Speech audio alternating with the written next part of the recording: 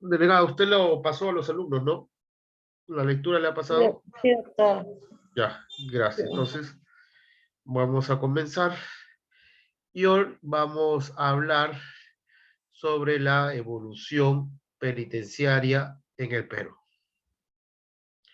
¿Cómo creen ustedes, señores, que las cárceles en el Perú en sus inicios? A ver, un poco de historia.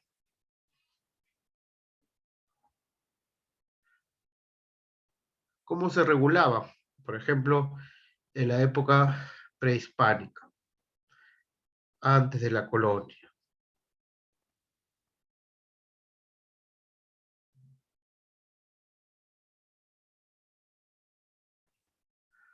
¿Cuáles eran las normas que existieron en esa época, por ejemplo, en el incanato?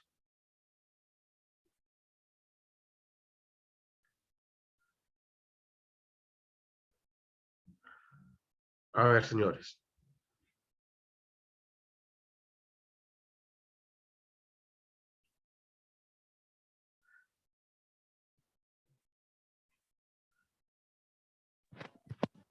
A ver, ¿alguien recuerda?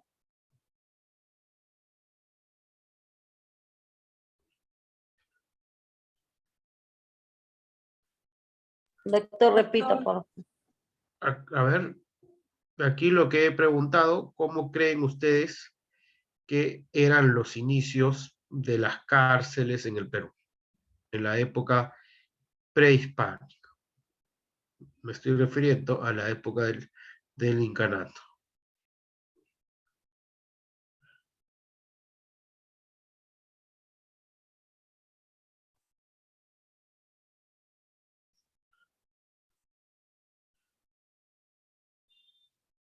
Doctor Calabozos. A ver, los calabozos. En la época inca, a ver, cómo eran sus normas? ¿Usted recuerda? Esto lo habrá estudiado en historia en la Las tres escuela. máximas. En los incas, en la época del incanato tenían que respetar las tres máximas.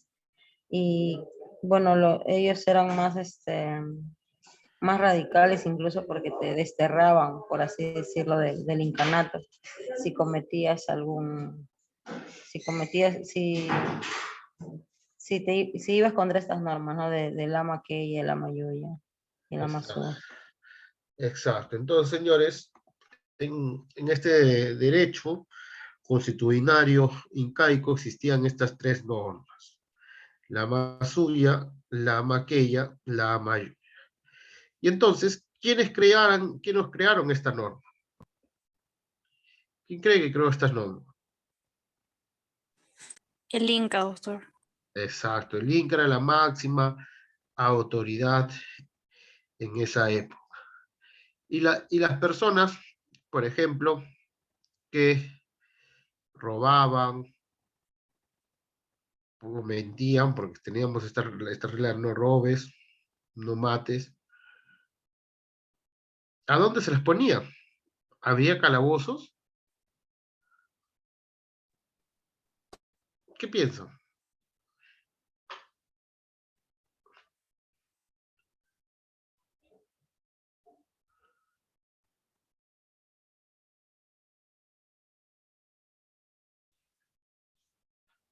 A ver,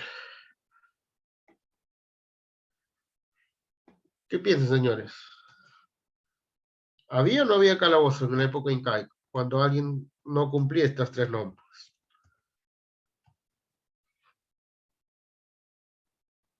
Sí había, doctor. ¿Y cómo creen que era ahí? A ver, Doc- Doctor, por la condición en que se encontraban, considero que eran igual que sus viviendas rústicas, pero de una manera más, menos detallada, podría decirse, ya que sus casas eran muy detalladas, constaban de ventanas, ventilación, ya que todo era de piedra. En cambio, las celdas considero que eran más oscuras, en un sitio alejado de la población. ya.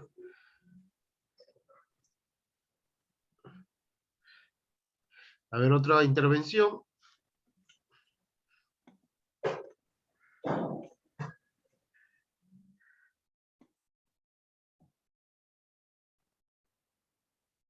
Claro que sí existían, señores, en esa época del incanato. Según los cronistas, señalan que las cárceles se llamaban en ese tiempo el Sancay. Sancay era una especie de una cárcel donde a estas personas que iban en contra del Inca o que cometían estos delitos estaban, Sancayhuasi. estaban encerrados ahí. Y esto, ustedes saben quién es uno de los cronistas cusqueños. Inca Garcilaso de la Vega, doctor. Exacto, el Inca Garcilaso de la Vega. Él fue uno de los cronistas que dentro de sus crónicas habla sobre estas cárceles que existían en el incanato. ¿Y para qué se realizaban ello? Como vemos, el Inca, como era el jefe máximo de, del imperio incaico, aquí él había señalado estas tres normas, y si es que la sociedad, el pueblo, no obedecía, los encerraba en estas cárceles que llamaban Sancay. Ahora, pasando ya la evolución, en la época de la colonia, ¿habían cárceles o no? Y aquí nos estamos refiriendo más o menos ya a la Santa Inquisición.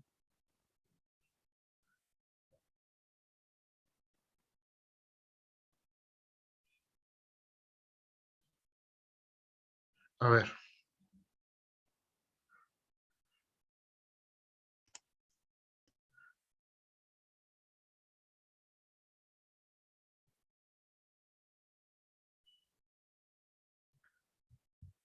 ¿Qué impulsó en la época de la colonia?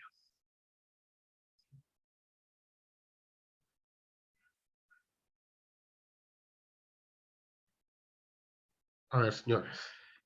Recuerden un poco de la historia. A ver, se encuentra Crisia.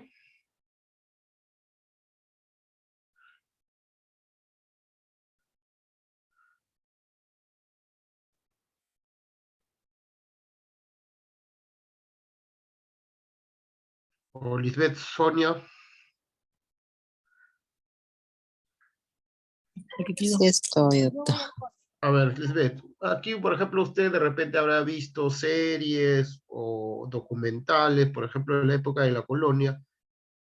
Estábamos, por ejemplo, con el virrey, estamos en una época monarca, donde estaba la Santa Inquisición. ¿Las penas que se daban eran severas o no?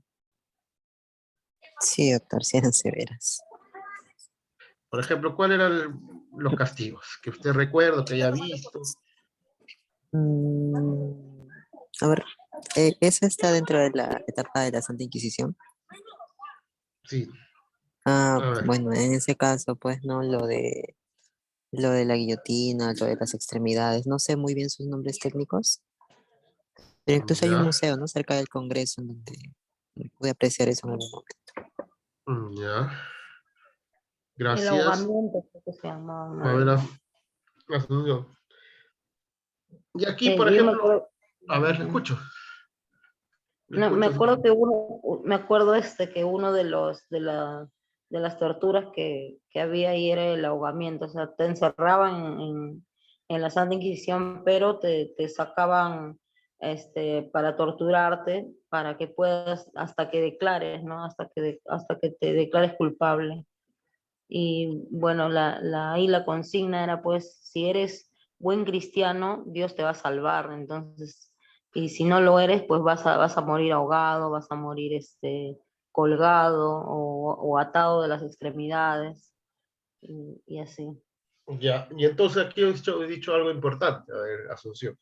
Aquí cuando supuestamente, cuando estas personas eran castigados, todo lo hacían en nombre de quién. En nombre de Dios. Exacto, en nombre de Dios. Aquí el monarca era una persona o el virrey, como lo quieran llamar, era una persona que era una persona que podía hacer lo que quieran con los ciudadanos. Siempre él decía, lo estamos haciendo en nombre de Dios. Y las penas que hemos visto eran deshumanas.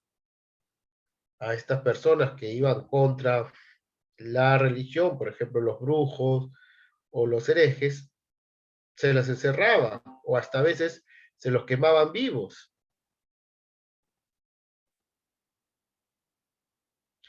Y ya cuando llegó un poco evolucionando la sociedad y llegamos ya a la sociedad actual, a la república, porque ya Perú es una república democrática. ¿Dónde creen que fue la primera cárcel? A ver, En Lima, doctor.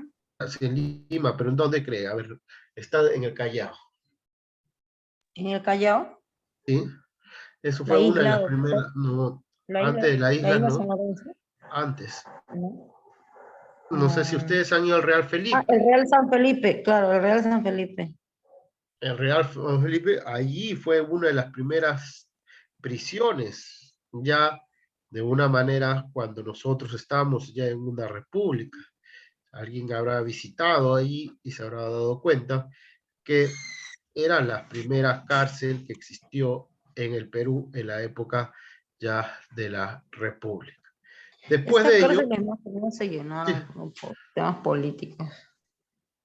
y después de ello, ¿dónde fue la segunda cárcel? A ver, ya lo han dicho también.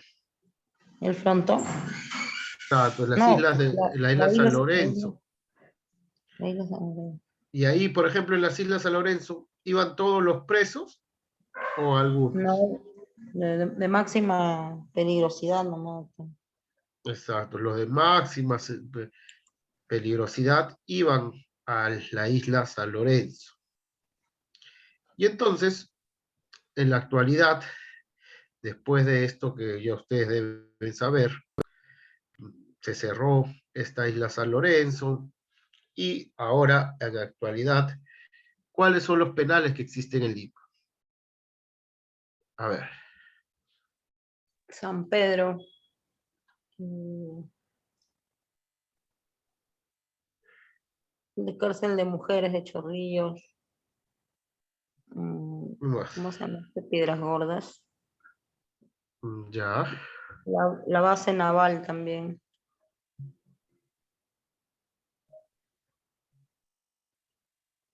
ya. Otra.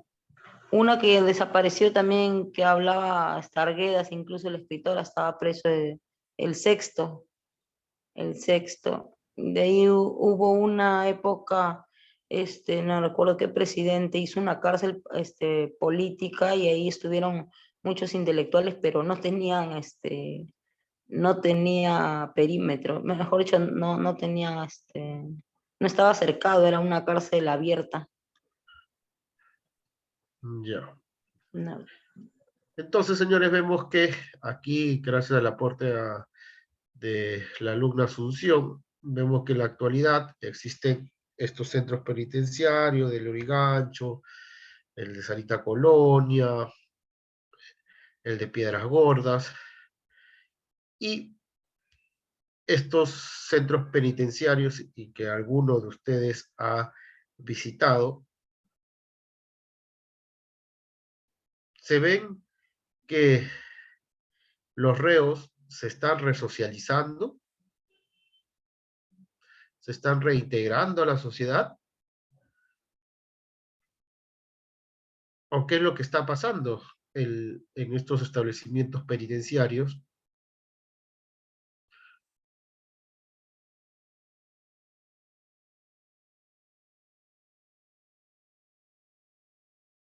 A ver, ¿qué es lo que está pasando?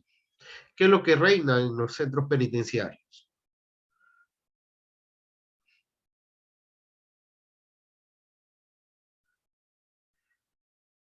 A ver, Lady ha dicho hay mucho hacinamiento. ¿Y por qué creen que haya mucho hacinamiento en los centros penitenciarios? ¿Cuál es la causa de que los centros penitenciarios estén hacinados?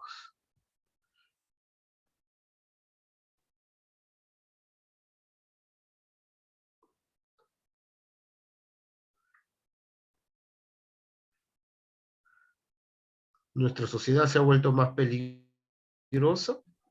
Sí, la reincidencia sobre todo.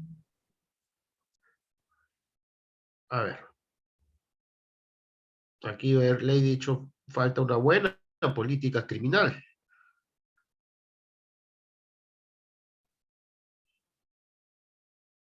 ¿Ustedes creen que la causa de que haya un hacinamiento es porque no hay una buena política criminal?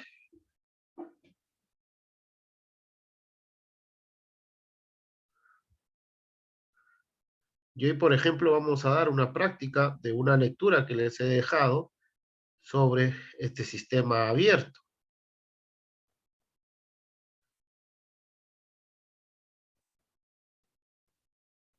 ¿Ustedes creen que se Yo, va a solucionar con una buena política criminal o no? A ver, Asunción. no, yo creo que el factor del hacinamiento también es la reincidencia, doctor. Es la reincidencia en las cárceles que tenemos. ¿Y usted qué aconseja para que no haya una reincidencia, una habitualidad, no haya hacinamiento? Eh, bueno, implementación de programas alternativos. Se podría también aumentar la posibilidad de esta libertad condicional que hemos venido ya mencionando clases atrás. De repente también liberar a aquellos que, no sé, han cometido o revisar en todo caso los casos de algunas personas. Se sabe que también hay algunas personas incluso que están ahí sin alguna prueba, ¿no? O sea, alguien los señaló y no han tenido un juicio justo, doctor, porque también Ya. hay, o sea, Y, por ejemplo, a ver, Asunción, aquí usted está de acuerdo, por ejemplo, que en el tema, por ejemplo, de la omisión de asistencia familiar, se condene a una pena privativa de libertad. no, Antiguamente, doctor. antiguamente se decía que no hay prisión por deudas, pero esto Ujú. en la actualidad ya no se cumple, esta premisa. Sí, a mí me parece exagerado. Yo sé que de repente, pues, las tasas también no sé, de niños que no reciben pensión alimentaria, o va por una cuestión hasta moral ese tema, pero que lo hayan criminalizado, me parece el extremo, doctor. O sea, no, particularmente puedo conocer de muchos casos, incluso familiares, pero igual aún de verdad me parece extremo que criminalicen eso. O sea, creo que en esa parte deberíamos copiarle a Estados Unidos, ¿no? Temas económicos, no sé, yo creo que habría otras soluciones, ¿no? De repente, eliminar financieramente a ese individuo, mandarlo, no sé, pues ya a Infocor también van, pero restringirle, por ejemplo, no sé, porque no puedo hacer ningún depósito, o sea, otras salidas porque el tema ahí es económico. Porque ¿qué pasa, por ejemplo, si al padre lo vamos a poner a la cárcel y entonces él estando en la cárcel va a poder mantener a su menor hijo? Bueno, hay muchas personas que estando en cárcel podrían mantener a su menor hijo. El problema, porque en la cárcel venden hasta de todo, doctor, ceviche, pescado, todo. El problema es que esa persona le genera gastos a su familia directa, ¿no? Que siempre va a tener que ir su familia, esta persona, a darle los insumos a venderlo. O sea, de todas maneras, alguien paga, como dice, alguien carga con el muerto. Entonces, esta persona no se va a poder, no va a poder solventar los gastos de su casa, ni los propios para empezar, porque está dentro de prisión. Y si quiere vender algo y quiere ser un comerciante o lo que fuere dentro de prisión, va a tener que valerse de más personas o de caridad de amigos para que puedan ayudarle y él genera su propio ingreso. Y bueno, en la cárcel todo está caro, doctor. Hasta una botella de gaseosa que quieras consumir, pues te venden al triple, cuádruple. Entonces, la vida también es cara allí, no es barata. ¿Ya? A ver, otra opinión, ¿qué otro alumna o alumno que piensa con referente aquí que a los padres que omiten pasar los alimentos se les condene aquí a una pena privativa de libertad? Aquí estamos hablando del tema de, por ejemplo, del hacinamiento que ha señalado Balbín, que hay en nuestras cárceles, y meter a personas que no están pagando alimentos no hacinarían más.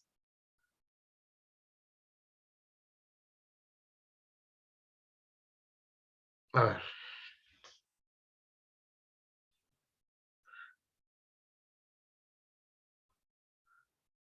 ¿qué piensan, señores?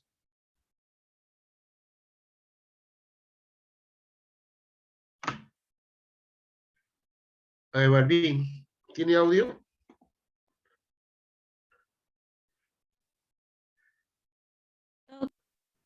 A ver, Pila, a ver.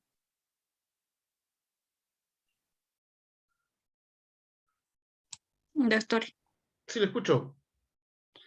doctor, ¿consideran de los padres que no cumplen con la pensión alimenticia y que se priva de libertad como pena? Considero en cierta medida que sí se aplica y sí da resultados en algunos casos.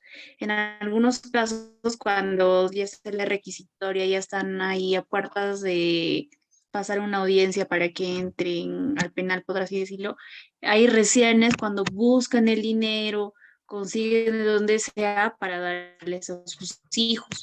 Ahí, doctor, Sí, le escucho, le escucho. no sé si es mi señal, pero no sé si escucha un eco.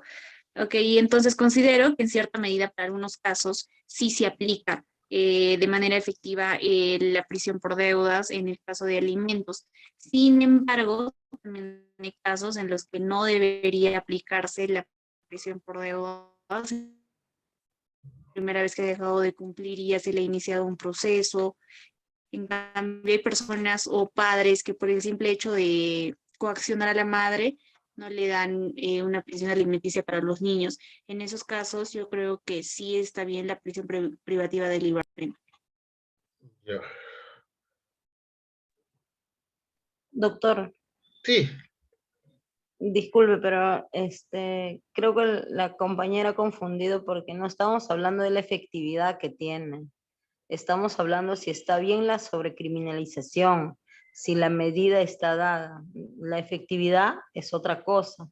Que haya casos que sí, de verse con un pie en la cárcel, las personas puedan dar o ya dentro digan, voy a ponerme a pagar los devengados como sea, es otra cosa. Eso dista bastante de lo que, si está bien o no que sea un delito, la omisión por alimentos. Compañera, con todo respeto, estamos dando nuestros puntos de vista. Yo creo que de todos tenemos todos diferentes puntos de vista. Y mi punto de vista Sí, es este. Sé que estamos hablando de podría, la efectividad. podría responder Yo entonces pido este. Y yo entiendo, si respeto tu está bien la comentario. criminalización. No, pero yo no estoy diciendo nada malo, te estoy diciendo y te invito a que respondas si está bien que sea un delito la omisión por alimentos. La efectividad sí, no está en discusión. Pienso igual que tú.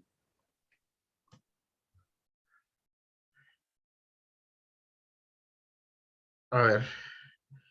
Bueno, aquí, señores, bueno, vamos a delimitar este problema. Aquí estamos hablando de este hacinamiento, lo que señaló Balbín, y este es un claro ejemplo de que cuando nosotros, lo que hace nuestro legislador en el tema de la política criminal es sobrecriminalizar las conductas de este populismo punitivo, de que el pueblo sale y entonces para calmar al pueblo, ¿qué es lo que se hace? Se van a crear estas leyes. si bien podrían de repente ver otras opciones para que el padre que no esté pagando los alimentos pueda hacerlo. Por ejemplo, si esta persona es una que trabaja, por ejemplo, de manera dependiente, de frente ya a la empresa que le reduzca, o si es una persona de manera independiente y cuando quiera de repente usar o pedir un préstamo o algo, también se le retenga este dinero. Buscar algunas soluciones para poder hacer que el padre que ha tenido un hijo cumpla con sus obligaciones, pero lo que no podemos aquí es sobrecriminalizar, metiendo a una persona en la cárcel, sabiendo que es su responsabilidad tener a su hijo, darle sus alimentos, pero al meterlo a la cárcel, esta persona va a poder mantener a su hijo desde un punto de vista, ya va a poder trabajar de repente, pero no va a tener la capacidad para poder solventar. Si bien se podrá trabajar para solventarse él dentro de la cárcel, y estamos poniendo en el caso de un hombre medio, no un hombre adinerado que ya tiene sus ahorros y puede vivir de ahí. Estamos poniéndonos en una situación de un hombre medio que tiene para vivir el día a día.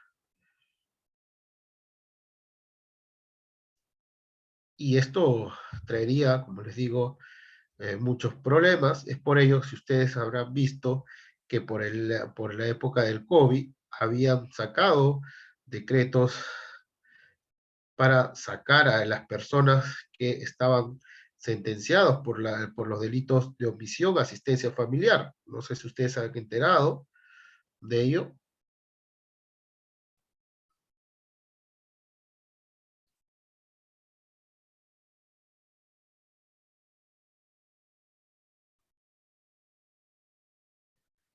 ¿Alguien sabía de estos decretos que salieron por la época del COVID?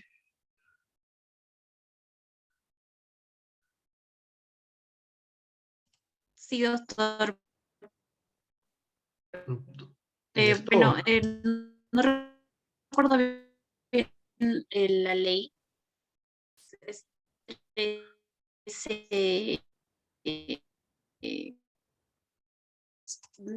favorecía a todos. Dentro de ellos estaba familiar, delitos menores. Esta ley les beneficiaba en cuanto a todas las actividades que habían desarrollado dentro del centro penitenciario y el buen comportamiento, haber estudiado, todo eso les daba un beneficio de salir, pero tenían que cumplir estos requisitos de salir antes de que cumplan la pena. exacto. Y entonces aquí lo que se estaba buscando era que evitar todos estos contagios y también deshacinar las cárceles. Ahora bien, aquí también hay otro problema que existe en nuestras cárceles también peruanas. No sé si ustedes habrán leído que antiguamente las cárceles no estaban llevadas por el Instituto Nacional Penitenciario, sino el poder lo tenía la policía. ¿Ustedes están de acuerdo que, de acuerdo a cómo están viendo las cárceles, el Instituto Nacional Penitenciario está haciendo un buen trabajo o necesitarían privatizar y darle mejor a una empresa para que maneje las cárceles? ¿Qué piensan? Gracias, Catrín. A ver, ¿qué piensan? A ver, Carmen Rosa. Profesor, disculpe, ¿podría por favor repetir la pregunta? Si usted está de acuerdo que el Instituto Nacional Penitenciario, el INPE, está haciendo un buen trabajo, o usted cree que esto se le dé la potestad a los policías, porque antiguamente los policías eran los que estaban dentro de los penales, o sería mejor aquí privatizarlos, hay cárceles, por ejemplo, en otros países donde se han privatizado, donde se les han dado a una empresa para que gestione, organice un centro penitenciario. ¿Qué piensa usted? Con respecto a darle la potestad a, a la policía, creo que nosotros actualmente estamos escasos de personal, ¿no? Y, y otorgarle esa potestad a la policía sería pues también implementar eh, o implementar más efectivos policiales que hasta el día de hoy nosotros no contamos, que es insuficiente, ¿no? Para erradicar la delincuencia y todo lo que viene al orden de la seguridad.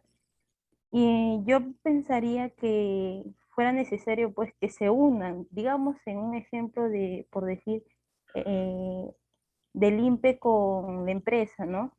Que haga como una fusión, que puedan aportar, porque el INPE también considero que no es suficiente. No sé cómo. Porque aquí también tenemos que ver también el tema de las capacitaciones. ¿Ustedes creen que el personal del INPE está constantemente capacitado? ¿El Estado invierte en la capacitación?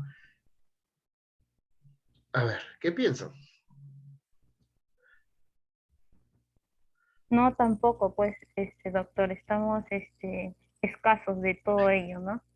Falta de interés del Estado, quizás muchos de los que trabajan, pues, en la parte del Estado no ven la realidad que se vive dentro de un penal, hasta, y pues eso ocasiona que tengan ellos mismos otros intereses también personales que dejan al lado el interés que necesita pues también de urgencia lo que es el INPE, ¿no? Y estas cárceles que están paupérrimas.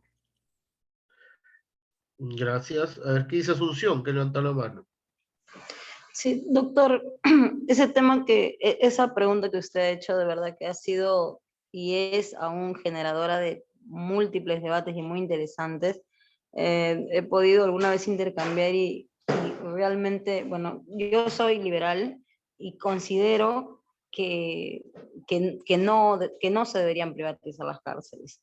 En primer lugar, porque la ejecución pues, de una pena es una función que solo le compete al Estado, ¿no? La autoridad es el Estado. Y si vamos a llevar a economizar, bueno, se van a generar incentivos perversos. La empresa privada o quien fuere siempre va a querer ganar, se va a generar más costo. Y no lo digo en un caso hipotético, o sea, nuestro país vecino, nomás Chile, que ha privatizado en sus cárceles, no se ha visto beneficiada en que haya mejorado incluso las condiciones. Al contrario, le ha costado mucho más a un interno que mantenerlo que lo que nos cuesta ya en las cárceles del Estado. Entonces no va a haber no va a haber una mejora, por el contrario, va a tener efectos pues negativos incluso, porque va a aumentar también la población carcelaria. Y bueno, sigo pensando, la privatización va a generar esto, ¿no?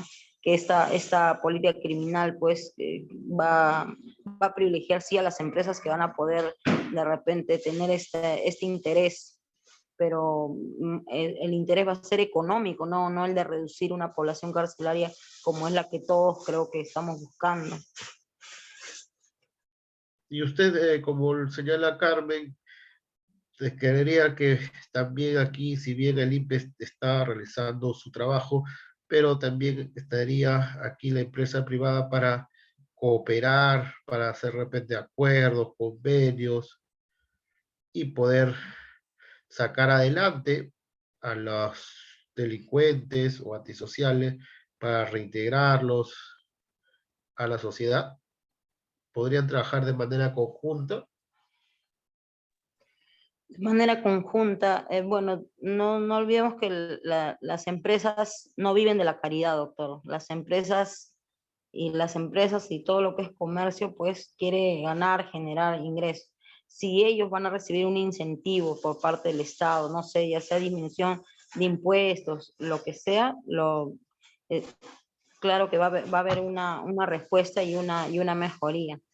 Pero es lo mismo que esa situación es muy parecida a la que a veces tenemos cuando alguien invade un cerro, no hay ningún servicio público y uno dice, ¿y el Estado por qué no pone el agua?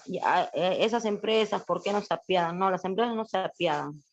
Entonces, si mientras no haya más, un grupo de personas, no se genere una legalidad, eso no se va a constituir. Sería lo ideal, sí, ¿no? Que sea mixto, pero yo creo que eso puede partir, puede ser parte de una política criminal, doctor, pero económica y en todo lo que es económico hay que ver, pues, las externalidades, sobre todo, que pueden acarrear. Pero por eso, como usted lo ha dicho, hay que tener una gestión.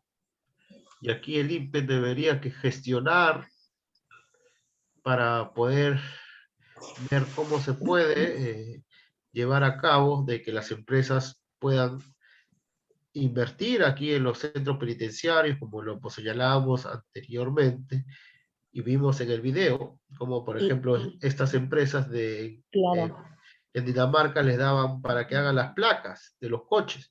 Por ejemplo, claro. aquí las placas de los coches, ¿quién no lo hace? Lo hace el Turing. ¿Y por qué no decirlo ya? O sea, el Turing, mira, usted, ¿cuánto está pagando por una persona?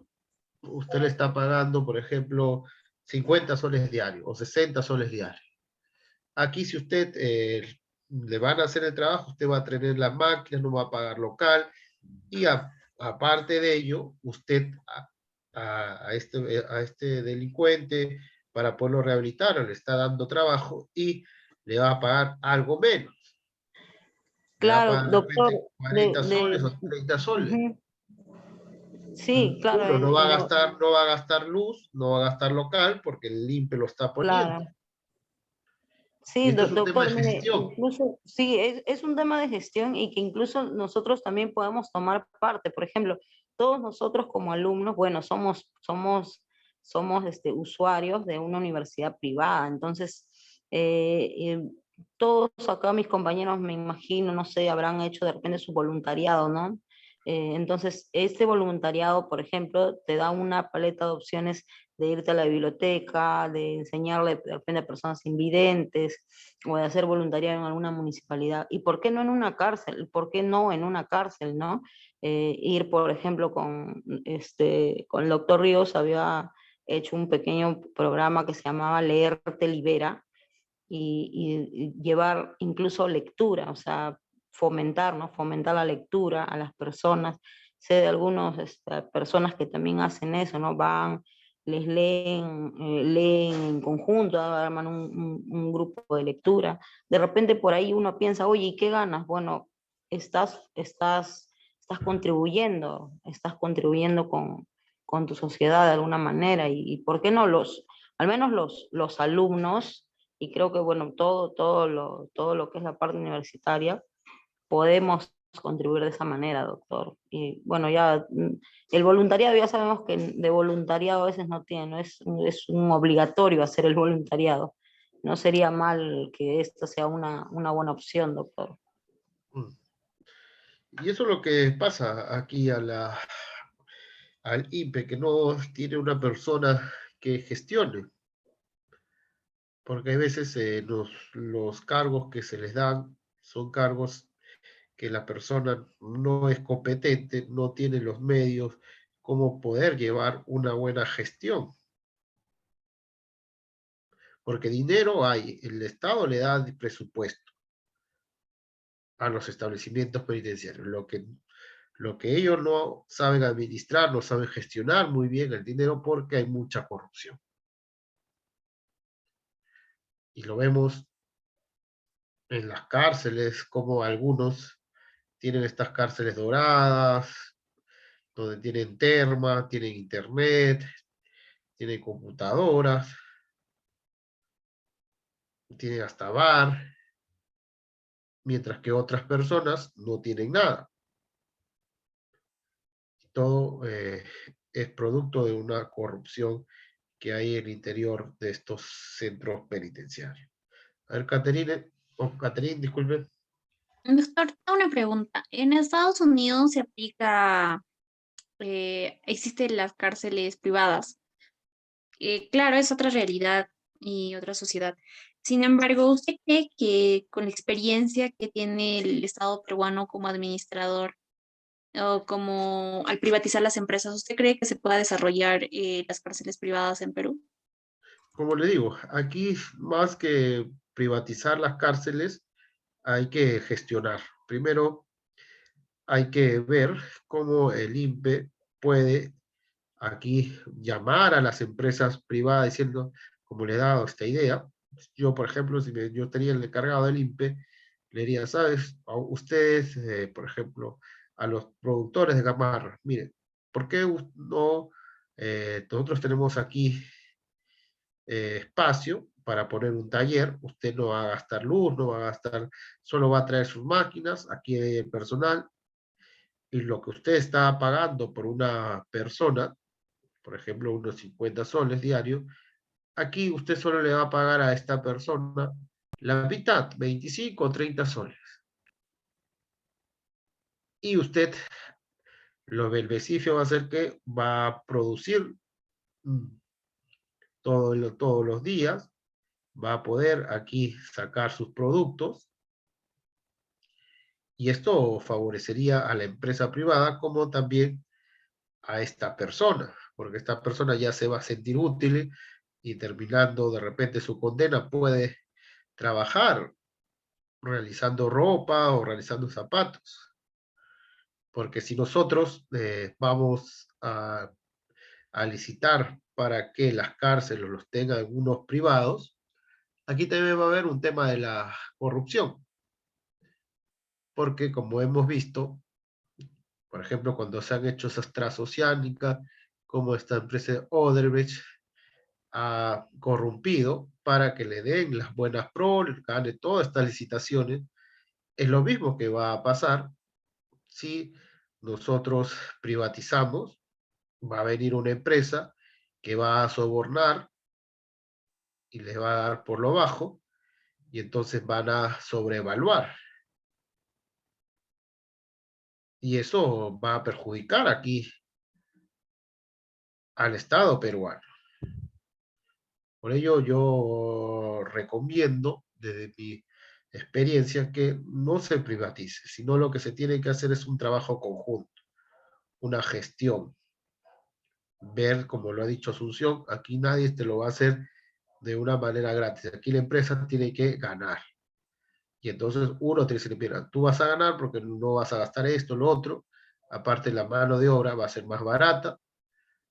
Y entonces la empresa va a decir, ya, está bien, lo hacemos.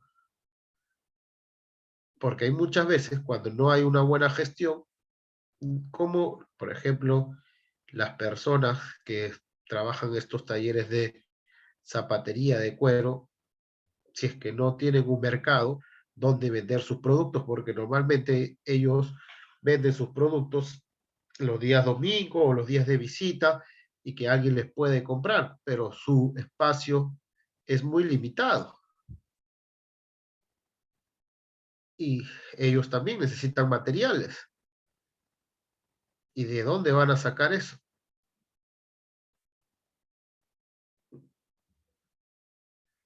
Por ello, aquí hay que trabajar de una manera conjunta, como lo hemos visto en el video del país de Finlandia.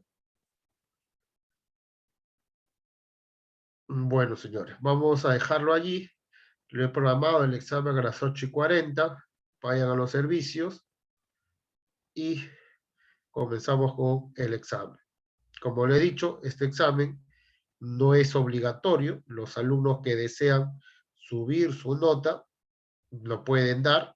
Yo voy a colocar la nota más alta. La más baja no lo voy a poner. Bueno, Doctor, quería hacerle una Una consulta. O consulta, Sí, no. Le había comentado yo a la delegada que iba a sí, entrar sí, un ya poquito le he más puesto su tarde. asistencia. Sí, no se Ah, ya, preocupe. gracias, doctor. Gracias. Ya. Bueno, vamos a dejar estos 10 minutos y de ahí seguimos con el examen.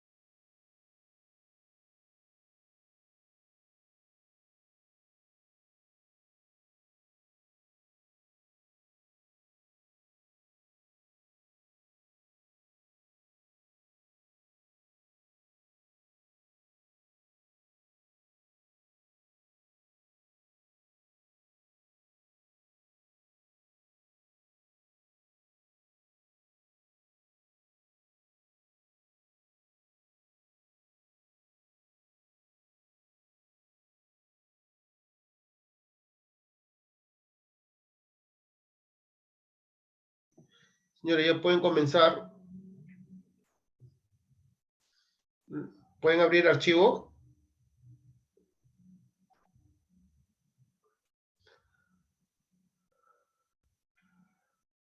¿Han encontrado el archivo, señores?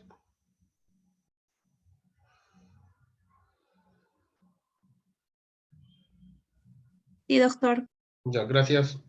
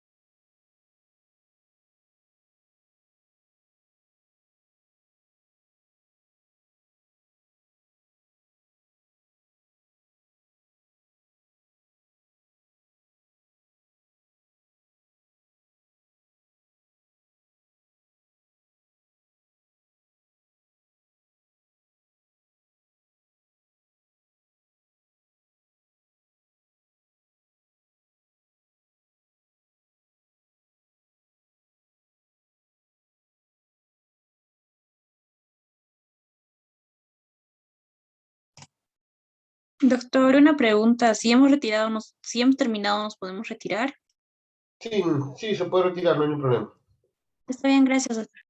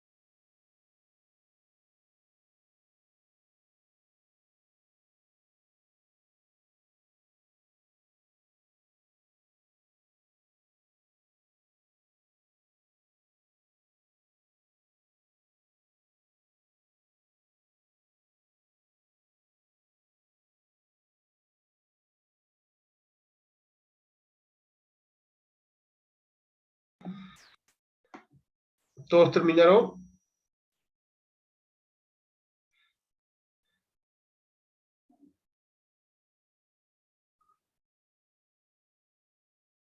Bueno, si todos terminaron, entonces ya nos vemos mañana. Cuídense.